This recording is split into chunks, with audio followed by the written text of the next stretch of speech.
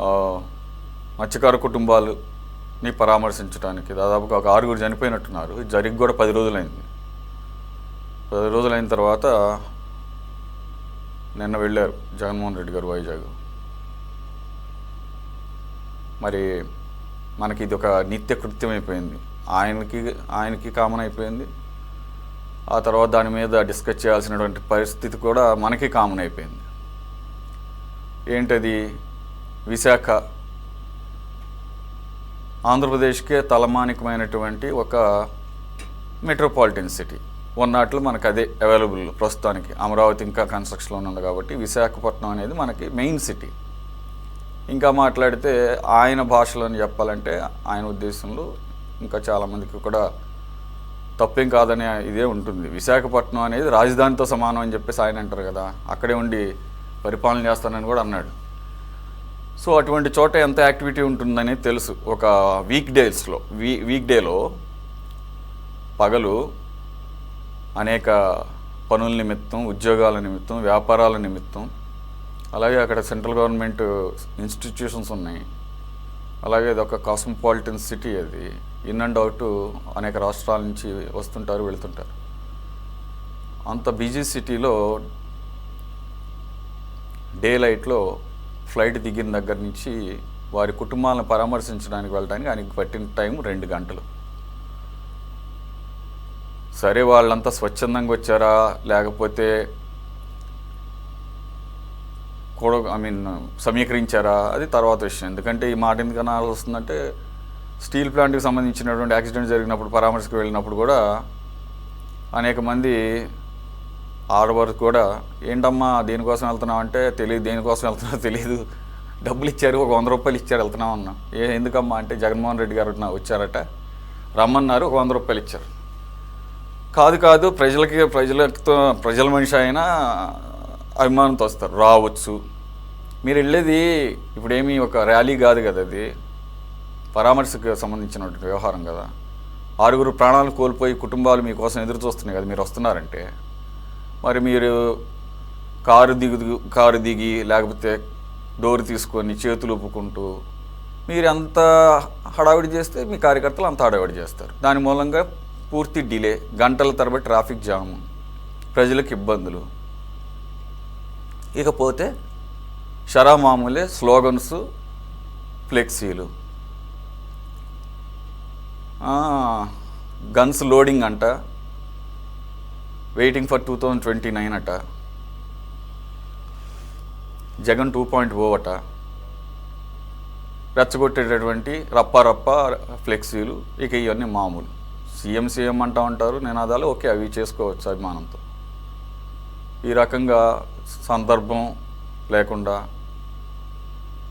ప్రతి అవకాశాన్ని, ప్రతి వేదికను కూడా ఈ రకంగా ప్రత్యర్థులకు వార్నింగ్ ఇవ్వడానికో, లేకపోతే నిజం చెప్పాలంటే ప్రజలకే వార్నింగ్ ఇవ్వడానికో, మరి ఈ రకంగా అసౌకర్యాలకు సృష్టిస్తూ వెళ్ళి చేసేటటువంటి పరామర్శలకి ఏమన్నా ఒక కనీసం విలువైన ఉంటుందా అనేది ఒక ప్రశ్న. మరి వారికి ఏమనిపిస్తుందో తెలియట్లేదు. కానీ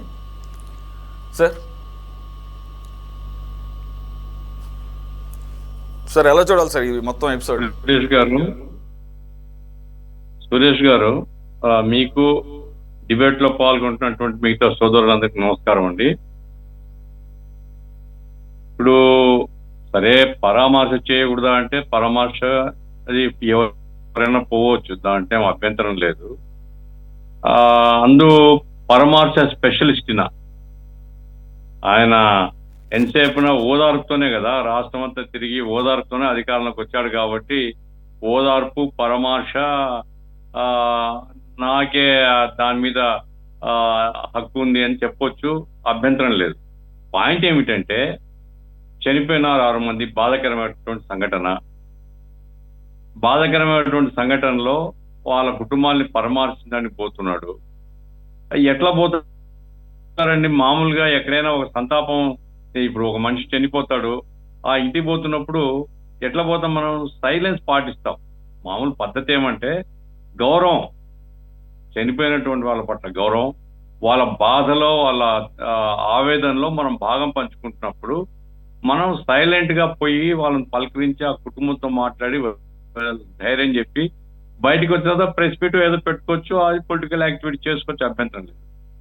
అట్లా కాకుండా ఎందుకో గాని మరి ఎవరు సలహాదారులు ఉన్నారో ఆయనకు ఆ అట్లా కాకుండా ఎక్కడ పోయినా కానీ ఇటువంటి సంఘటనలు ఇప్పుడు చనిపోయినటువంటి వాళ్ళ దగ్గర పోయిన 2-3 సంఘటనలు నేను చూశాను.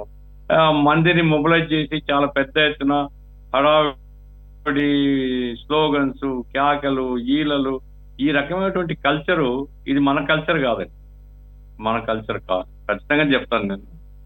ఎక్కడైనా కానీ పరామర్శకు పోతున్నప్పుడు, ఓదార్పుకు పోతున్నప్పుడు, చనిపోయిన వాళ్ళ కుటుంబాన్ని పలకరించడానికి పోతున్నప్పుడు ఈ కల్చర్ అయితే ఆంధ్ర కల్చర్ కాదు. ఆంధ్రప్రదేశ్ అంటే ఆంధ్ర అంటే మళ్ళా రాయలసీమ వేరుంటుందా? కాదు. ఎక్కడైనా కానీ మన కల్చర్ అయితే మనం సంతాపాన్ని పాటిస్తాం, సైలెన్స్ గా పోతాం, నిశ్శబ్దంగా పోతాం, పోయి వాళ్ళ కుటుంబంతో మాట్లాడొచ్చు. అది అయిపోయిన తర్వాత బయట పొలిటికల్ యాక్టివిటీ ఒక ప్రెస్ మీట్ పెట్టుకోవచ్చు, మనం చెప్పేదంతా అక్కడ చెప్పుకోవచ్చు. అది కూడా ప్రధానంగా ఇన్సిడెంట్ సంబంధించి ఏదైనా ఆరోపణలు గవర్నమెంట్ మీద చేయొచ్చు, తప్పేం లేదు. ఆ రకంగా చేయాలా? ఆయన రాజకీయమైనటువంటి కార్యక్రమం పెట్టుకున్నా అనుకోండి, విశాఖపట్నంలో పబ్లిక్ మీటింగ్ పెట్టినాడు, అప్పుడు నువ్వు చేసుకోను, హడావిడి చేసుకో, జనాన్ని మొబిలైజ్ చేసుకో, ఏమని చేసుకో. కానీ ఓదార్పు, పరామర్శ సందర్భాల్లో ఏ రాజకీయ నాయకుడైనా పాటించాల్సినటువంటి మినిమం నామ్స్ కూడా జగన్ గారు ఎందుకనో కానీ పాటించడం లేదు. ఇది దురదృష్టకరం. ఇక దాంట్లో స్లోగన్స్ లో ఇక సీఎం అంటారు, పులి వచ్చా మేఘ వచ్చి, ఇవన్నీ ఎందుకంటే స్లోగన్స్ కి అవకాశం ఇచ్చిన తర్వాత ఇక వచ్చినటువంటి వాళ్ళు ఏమని చెప్తారు దానికి. ఇక మనం నువ్వు ఎందుకు ఇట్లా అన్నావు, ఎందుకు అట్లా అన్నావు అని దాంట్లో ఏం మనం తేడా చూపలేము. కానీ జగన్ గారు ఎందుకంటే ఇంత పెద్ద రాష్ట్రంలో ఎక్కడో చోట ఇటువంటి సంఘటనలు జరుగుతూ ఉంటాయి, చనిపోతూ ఉంటారు. అయితే ప్రతిపక్ష నాయకుడిగా పలకరించడం అది బాధ్యత కూడా. ప్రతిపక్ష నాయకుడిగా ఎవరున్నా కానీ వాళ్ళ సంతాపం తెలియజేయడం, వాళ్ళ వేదనలో, వాళ్ళ బాధల్లో మనం భాగస్వామిగా వహించడం. అట్లాగే గవర్నమెంట్ ను ఏదైనా డిమాండ్ చేస్తున్నా పోయి పలకరించిన తర్వాత డిమాండ్ చేయడం, ఇదంతా కూడా ప్రతిపక్ష నాయకుడిగా ఆయన హక్కు, నేనేం కాదని. అయితే ఈ మంది మార్బలం, జనాన్ని మొబిలైజ్ చేసుకోవడం, జగన్ గారు వస్తున్నారంటే గంటల తరబడి మొత్తం రాస్తారోకలు చేసినట్లుగా వాతావరణం సృష్టించడం, ఇంత అభిమానం నాకు ఉందని చెప్పుకోవడానికి. నీ అభిమానం కాలా? ఇప్పుడు ఆయన ఈరోజు భీమవరం పోయినాడు, జనం వచ్చినారు, సరే అభిమానం మనం కాదనం. కానీ సంతాపానికి పోయేటప్పుడు మాత్రం ఇది కల్చర్ కాదంటున్నాను. ఆయన కామ్గా పోయి ఓ 10 మందో 15 మందో నాయకులతో పోయి ఆ సంతాపం తెలిపిన తర్వాత ఆయన ప్రెస్ మీట్ పెట్టి గవర్నమెంట్ విమర్శించే అభ్యంతరం కూడా లేదు. ప్రతిపక్ష నాయకుడుగా గవర్నమెంట్ పొగడాలని కూడా చెప్పాను. గవర్నమెంట్ విమర్శించండి, 10 లక్షలు కాదు ఇంకా ఎక్కువ డిమాండ్ చేయండి, అది వేరే సంగతి. కానీ ఈ మంది మార్బలం, హంగు ఆర్భాటం, మొత్తం రోడ్లని బ్లాకేడ్ అయ్యేటట్టుగా చూడడం, ప్రజలందరూ సఫర్ కావాల్సినటువంటి పరిస్థితి తీసుకొని రావడం, మరి పోలీసు ఎందుకు అనుమతిస్తుందో నాకే తెలియదు. పోలీసులు మరి మేమేదన్నా ఒక ర్యాలీ తీస్తామంటే అబ్బే ససేమీరా ఒప్పుకోరు. మరి జగన్ గారికి ఎందుకు ఆ ప్రివిలేజ్ ఏముందో నాకైతే అర్థం కావడం లేదు. రోడ్లన్నీ బ్లాకేడ్ చేయడానికి ఎట్లా పర్మిషన్ ఇస్తారు? కానీ ఈవెన్ చంద్రబాబు నాయుడు గారు అట్లా పోకూడదు, ఎవరే కానీ ప్రజల్ని ఇబ్బంది పెట్టే పద్ధతిలో పోకూడదు అనేది సూత్రం ఇక్కడ. దాన్ని ప్రతిపక్ష నాయకుడు పాటించాలా, గవర్నమెంట్ లో ఉండే వాళ్ళు పాటించాలా. సంతాపాన్ని పోయేటప్పుడు ఏంటండి హంగు ఆర్భాటాలు, షోలంతా ఏందండి?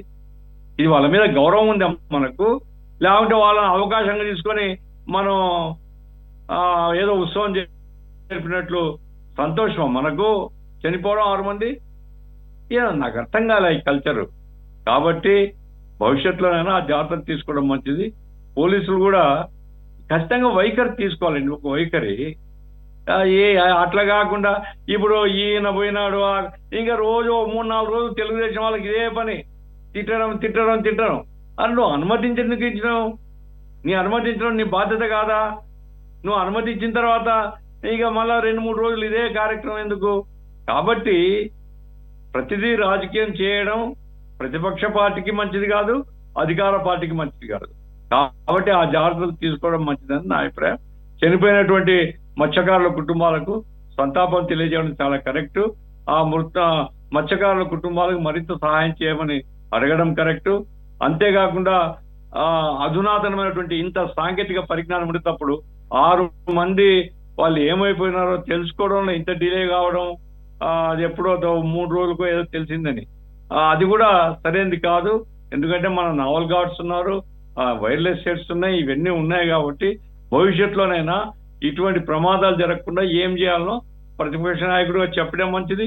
ప్రభుత్వం కూడా ఆ రకంగా పరిశీలన చేసి రాబోయే కాలంలో ఏ వాతావరణం ఎట్లున్నా కానీ మనుషులు మిస్ కాకుండా, లేదా మధ్యలో ఉన్నారు, తుఫాన్లు ఉన్నారు, పోయి వాళ్ళని రక్షించి తీసుకుని వచ్చేస్తే చావరు. ఇటువంటి ఒక పద్ధతి అలవాటు చేసుకోవాలి. ఎందుకంటే మన తీర ప్రాంతం చాలా విశాలమైంది.